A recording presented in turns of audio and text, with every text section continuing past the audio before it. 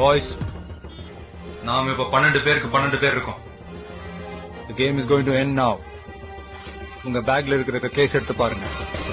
There's something older. Chief. என்ன பண்ண போறோம்? Are you sure? யாரும் பேனிக்கா வேணாம். அதை வச்சது நான் தான். ஒரு செகண்ட் வித்தியாசம் இல்லாம ஒரே நேரத்துல அடிக்கணும். That's it, boys. Let's do it. Yes.